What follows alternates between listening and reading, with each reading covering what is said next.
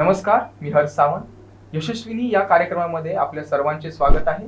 सध्याचे स्पर्धात्मक जग, त्याला समायोजन करण्यासाठी लागणाऱ्या विद्यार्थ्यांचा कल, मानसिकता आणि त्यांची जडणघडण याकडे लक्ष देणे अधिक महत्त्वाचे होत चालले आहे. आज याच संदर्भात आपण सखोल चर्चा करणार आहोत.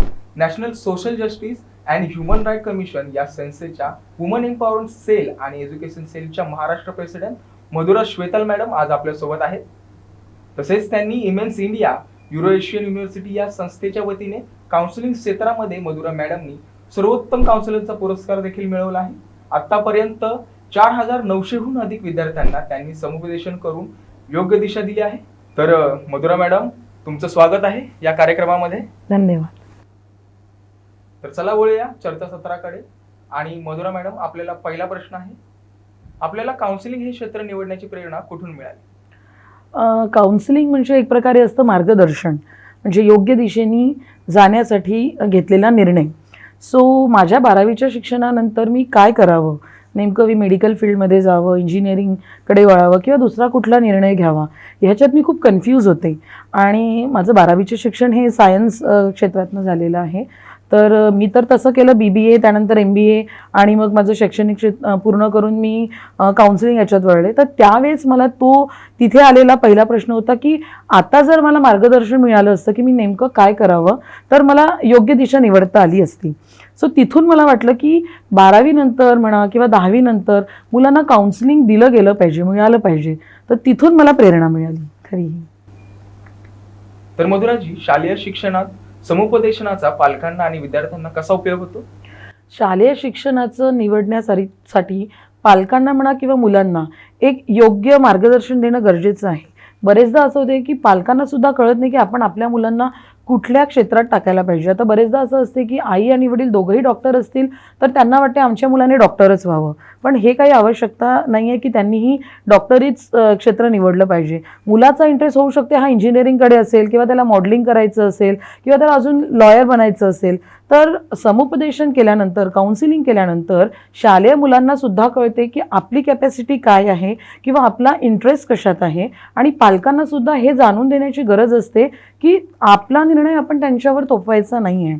आपल्याला मुळात हे करायचं आहे की मुलांचा इंटरेस्ट काय आहे, त्यांची कॅपॅसिटी काय आहे, हे जाणून घेऊन आपल्याला त्यांना योग्य तो कोर्स म्हणा किंवा योग्य त्या स्ट्रीमसाठी निवडायला, म्हणजे त्यांना आपल्याला मदत करायला हवी. सो त्याच्यासाठी समुपदेशन हे आवश्यक असतं शालेय शिक्षणात सुद्धा. तसेच शालेय विद्यार्थ्यांच्या समुपदेशनासाठी विद्यार्थ्यांचा काय वयोगट तुम्ही मर्यादित करता? वयोगट हा असा जर बघायला गेलो तर तसा तर मी 2 वर्षापासून 22 वर्षांच्या मुलापर्यंत काउन्सिलिंग करते आणि करू शकते. पण शालेयचा जेव्हा आपण विचार करतो हा 10वी-12वी नंतर असतो. पण मुळात मी 2 वर्षापासून सुरुवात करेल. म्हणजे म्हणायला हरकत नाही की 2 वर्षापासून आजकाल आपण मुलांना बघतो किंडरगार्टनमध्ये हे 2 वर्षापासूनच टाकलेलं असतं. तर तिथून आपण सुरुवात करू शकतो. आणि ग्रामीण शिक्षण व्यवस्था प्रणालीत याचा समावेश होतो का, आणि होत असेल तर कसा होतो? ग्रामीणमध्ये आपण म्हणायला गेलो तर आजच्या काळात आपण बघतो की जे छोटे छोटे खेडेगाव आहेत तिथे अंगणवाड्या चालतात. आणि त्या अंगणवाड्यांमध्ये मुलांनी स्कूलमध्ये यावं, म्हणजे त्या अंगणवाडीत शालेय शिक्षण घ्यायला यावं, ह्यासाठी त्यांना राशन दिलं जातं, हल्ली टॅब दिला जातो, हे सगळं दिलं जातं. आणि तरीसुद्धा इतक्या सगळ्या फॅसिलिटीज देऊनसुद्धा काही पालक आपल्या मुलांना शाळेत नाही पाठवत. म्हणजे आजही ग्रामीण भागात काउन्सिलिंगची गरज आहे की शिक्षण हे का महत्त्वाचं आहे. तर जेव्हा आपण ग्रामीण भागात याचं महत्त्व त्यांना पटवून देऊ की शिक्षण हे का महत्त्वाचं आहे, तर आपली पिढी पुढे खूप जाऊ शकते. जसं आता मी आमचा जर पनवेल एरिया घेतला तर पनवेल एरियामध्ये छोटे छोटे जे गाव आहेत, अजिवली झालं, चिर्ले, सो या सगळ्या एरियाजमध्ये जाऊन मी स्वतः काउन्सिलिंग केलेलं आहे. पॅरेंट्सला समजावून सांगितलं आहे, हा मुद्दा त्यांना आम्ही समजावून सांगितलं आहे की शिक्षणाची गरज काय आहे. शिक्षण तुम्ही कुठेही घ्या, पण शिक्षण घेण्याची गरज काय आहे हे पालकांना समजावून सांगणं गरजेचं आहे ग्रामीण भागात. आणि त्यानंतर पर्यायाने ते पालकच त्यांच्या मुलांना पण सांगतील. सो इथे सुद्धा आवश्यक असतंच ग्रामीण भागात. तर त्याचबरोबर शाळांमध्ये समुपदेशन केले जाते का? हो, आजकाल खाजगी शाळांमध्ये तर इव्हन म्हणायला हरकत नाही की कंपल्सरी केलेलं आहे. म्हणजे जेव्हा आपण CBSE शाळा बघूयात तर CBSEच्या शाळांमध्ये असं असतं की समुपदेशनासाठी एक अपॉइंट केले गेलेले असतात. म्हणजे काउन्सिलर आपण म्हणतो, हे डेडिकेटेड काउन्सिलर अपॉइंट केलेले आहेत. आणि शाळेमध्ये काउन्सिलरची गरज ही प्रत्येक गोष्टीला लागते. म्हणजे शिक्षण क्षेत्र निवडण्यासाठीच नाही. आजकाल आपण बघतो की आई आणि वडील दोघंही वर्किंग असतात. याच्यामध्ये मुलांना वेळ हा कमी दिला जातो आणि मुलांसोबतचं जे संभाषण असते आई वडिलांचं, हे कमी होत चाललं आहे. त्याच्यामुळे मुलांची वाढलेली चिडचिड, त्यांचा होणारा पॅनिकनेस, आणि आपण बघतो की हल्ली मुलं खूप मोबाईल ॲडिक्टेड झालेले आहे. तर त्यातून त्यांना बाहेर कसं काढायचं. बरेचसे मुलं असे असतात आजकाल छोटे छोटे की ते स्कूलला न जाण्यासाठी एक वेगवेगळे कारणं सांगतात. तर मग ते कारणं काय आहे, कारण खरं कारण हे आपल्याला समुपदेशनातनं कळतं. तर त्याच्यामुळे आजकाल प्रत्येक स्कूलमध्ये एक डेडिकेटेड स्टाफ असतो, त्याला आपण काउन्सिलर म्हणतो, हा गरजेचा असतो. तसेच मुलांचा भावविश्व आणि बदलती स्पर्धात्मक शिक्षण प्रणाली यामध्ये काय आव्हानं उभी राहतात? बघा, भावविश्व जे आपण म्हणू, तर आजकाल कसं झालेलं आहे की आपण याच्यासाठी वयोगट जर बघितला की 10वी नंतर किंवा 12वी नंतर, 10वी नंतर सुद्धा मुलांना गरज आहे काउन्सिलिंगची की कुठलं क्षेत्र निवडावं, सायन्स, आर्ट की कॉमर्स. याच्यामध्ये भरपूर कन्फ्यूज असतात. बरेच मुलं असं बोलतात की माझा मित्र जातोय सायन्सला म्हणून मी जाणार. बरेच मुली अशा बोलतात की ती आर्ट्स करते. पण त्याच्यानंतर तुमचं करिअर काय याची तुम्हाला माहिती आहे का, किंवा तुम्ही डिसाईड केलेलं आहे का की मला डॉक्टरच व्हायचं आहे. जर तुम्हाला डॉक्टर व्हायचंच नाही तर सायन्स घेऊन काही अर्थच नाही. मग काही वेळेस काय होतं की त्यांचे भाव मध्ये येतात. म्हणजे माझी मित्र करतोय, मैत्रीण करते आहे, किंवा मला आवडते म्हणून. आता एखादीला मेकअप करायला, नटायला, मुरडायला आवडतं, फॅन्सी कपडे घालायला आवडतात, पण म्हणून ती फॅशन डिझायनर नाही न बनू शकत. पण या वयामध्ये त्यांना वाटते की हे सगळं करता येतं म्हणजे मी फॅशन डिझायनर बनेल. पण मुळात त्यांचं करिअर कशात बनवता येईल ही त्यांना माहितीच नसते. तर त्याच्यामुळे त्यांना ह्या सगळ्या गोष्टींची आवश्यकता असते. आणि चॅलेंजेस जर म्हणू आपण तर असे आहे की आजकालच्या नवीन पिढीत एक न्यूनगंड आहे. त्यांना असं वाटतं की आम्हाला कोणी सल्ला देऊ नये. सल्ला हा त्यांना आवडत नाही. त्यांचं म्हणणं आहे शिक्षण आमचं आहे, आम्ही पुढे करणार आहे, आम्हाला कोणीही काउन्सिलिंग करायचं नाही, आम्हाला काय करायचं ते आम्ही बघू. तर त्यावेळेस त्या पालकांना एक आव्हान असतं की या मुलांना आपण आता काउन्सिलिंगसाठी कसं तयार करावं. कारण मुलं लहान असतात, त्यांना योग्य दिशा निवडण्याचं, आपण म्हणूया 100 मुलांमध्ये एखादे 20 मुलं अशी असतील की जे खूप डेडिकेटेड आहेत त्यांच्या करिअरबद्दल, आणि वयाच्या 14व्या-15व्या वर्षीच त्यांनी निर्णय घेतला की आपल्याला काय करायचं आहे. पण बाकी 80% मुलांना ही काउन्सिलिंगची गरज असतेच. आणि पॅरेंट्सला तिथे अशा प्रकारे आव्हानांना समोर जावंच लागतं. तसेच मधुराजी, तुमचं शालेय शिक्षण देखील वडिलांच्या बदलीमुळे बदलत राहिलं, त्याचा तुमच्यावर काय परिणाम झाला? परिणाम म्हणाल तर चांगलाच झाला. म्हणजे असं की माझ्या पप्पांचा ट्रान्सफरेबल जॉब होता आणि मी ठिकठिकाणी दर 3-3 वर्षांनी पप्पांची ट्रान्सफर व्हायची. त्याच्यामुळे मला म्हणायला हरकत नाही की माझे फ्रेंड सर्कल वाढलेत त्यामुळे. आणि मला सगळ्या प्रकारच्या लोकांमध्ये मिक्स होण्याची जी माझी एक कला आहे ती डेव्हलप होत गेली. म्हणजे असं नाही आता मी वेगवेगळ्या सिटीत फिरले तर त्याचा माझ्या शिक्षणावर परिणाम नाही झाला. इनफॅक्ट मला माझा मित्रपरिवार वाढला, मला प्रत्येक वातावरणाशी ॲडजस्ट करायची सवय झाली. सो जरी पप्पांचा जॉब ट्रान्सफरेबल होता आणि आम्ही वेगवेगळ्या सिटीजमध्ये होतो तरी त्याचा माझा परिणाम जो आहे हा चांगलाच झाला. तसेच विद्यार्थ्यांच्या समुपदेशनात काय आव्हानात्मक परिस्थिती निर्माण होते किंवा काय झाल्यास ते आमच्या प्रेक्षकांना असं सांगाल तुम्ही? विद्यार्थ्यांचं समुपदेशन करत असताना जसं मी आत्ता तुम्हाला बोलले थोड्या वेळाआधी की काय होतं ना, आजकालची मुलं डेडिकेशन एकीकडे असतं आणि त्यांना दिलेला सल्ला, म्हणजे जसं मी बोलले की वडील जर डॉक्टर असतील तर त्यांना वाटते आमच्या मुलाने डॉक्टरच व्हावं, किंवा आईला असं वाटतं की आम्ही दोघंही डॉक्टर आहेत तर मुलाने पण तेच व्हावं. होऊ शकते मुलांना ग्राफिक्सचा इंटरेस्ट आहे, मग त्यांना ते समजावून सांगणं, म्हणजे पालकांना पण आणि मुलांना पण हा फरक पडतो. आता बरेचदा असं होते की काही काही मुलांमध्ये कॅपॅसिटी असते, त्यांचं मॅथ्स खूप चांगलं आहे, ते इंजिनियर पण बनू शकतात.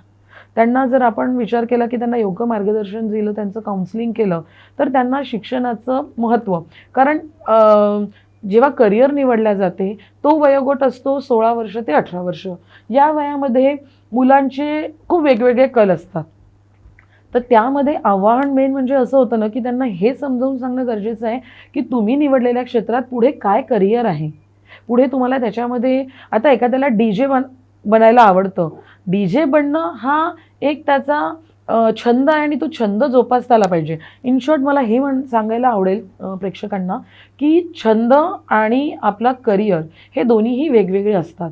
इंजिनियर झाल्यानंतर तो जॉबला लागेल आणि जी काही नोकरी मिळेल त्यातून त्याचा रोजगार जो काही असेल तो त्याचं म्हणजे पगार मिळेल किंवा काय चालेल आपण असं म्हणू. आणि DJ बनणं ही त्याचा एक छंद असू शकतो. तर नोकरी करता करता छंद जोपासला जाऊ शकतो. पण जर तुम्ही तुमच्या छंदालाच करिअर बनवायला जाल तर तिथे कुठेतरी पुढे गेल्यावर सेटबॅक बसतो आणि ते आजच्या पिढीला सांगणं खूप गरजेचं आहे.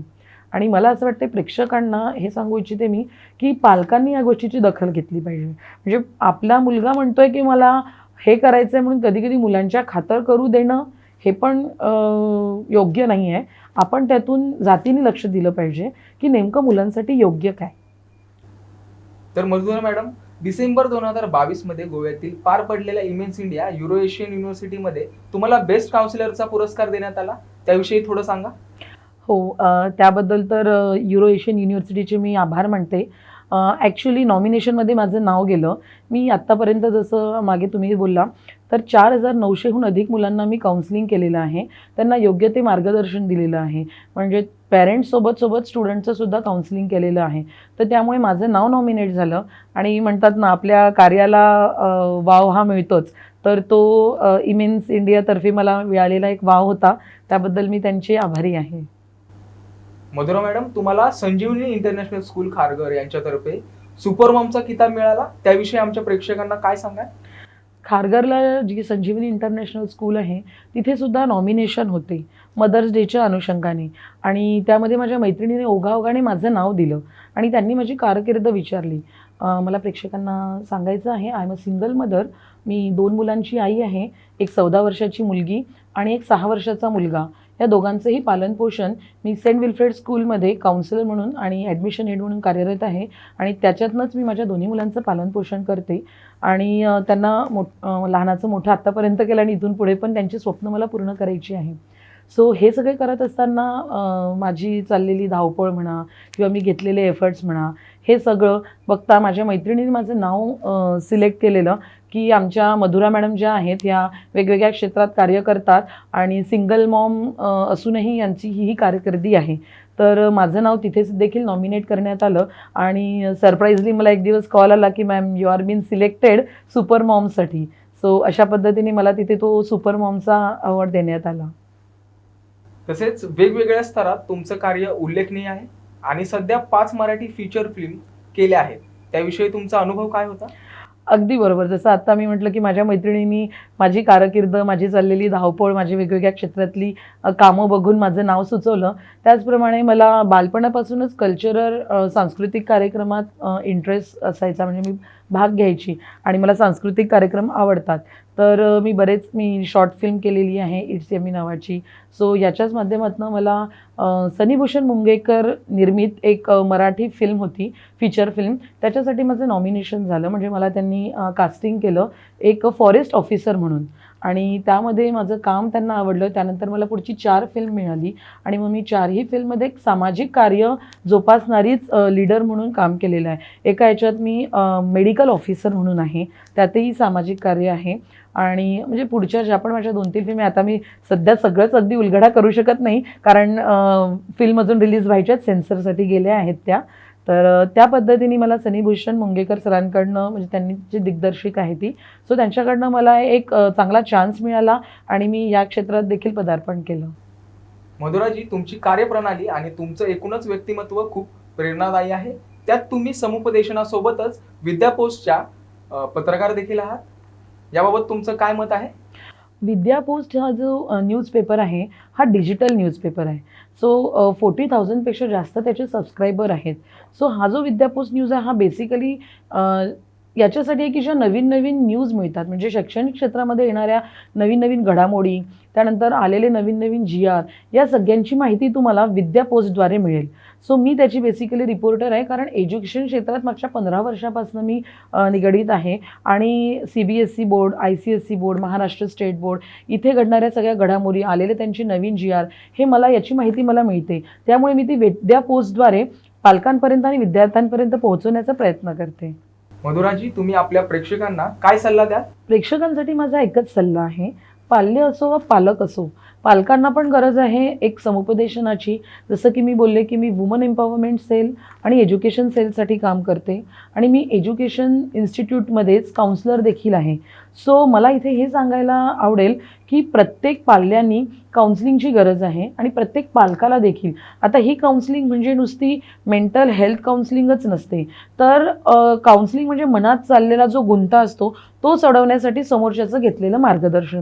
सो ज्या वेळेस तुम्हाला असं वाटते की आपल्या विचारांचा गुंता वाढत चाललेला आहे आणि तुम्हाला त्याचे योग्य ती उत्तरं मिळत नाही आहेत, अशा वेळेस तुम्ही नक्की काउन्सिलिंग घ्या.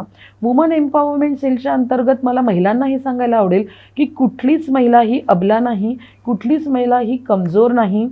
महिला सक्षमीकरण करण्यासाठी आज भरपूर संस्था आहेत ज्या आपल्या समाजामध्ये उपलब्ध आहे. तुम्ही जर कॉन्टॅक्ट केला, तुम्ही जर माहिती काढली तर तुम्हाला नक्की मिळेल. सो त्या महिलांनी सुद्धा स्वतःला कुठल्याही परिस्थितीत कमजोर न समजता पुढे येण्याची आज गरज आहे. सो आजचा सल्ला हाच असेल की पालक असो, पाल्य असो, महिला असो, यांनी सगळ्यांनी एक काउन्सिलिंग पण घेतलं पाहिजे. स्वतःतली कॅपॅसिटी काय आहे हे जाणून त्या आपल्याला पुढे जे काही पदार्पण करायचं आहे ते पाऊल उचललं पाहिजे. मधुराजी, खूप खूप आभार. आपण आपला बहुमूल्य वेळ आम्हाला दिल्याबद्दल आम्ही खूप खूप आभारी आहोत. धन्यवाद.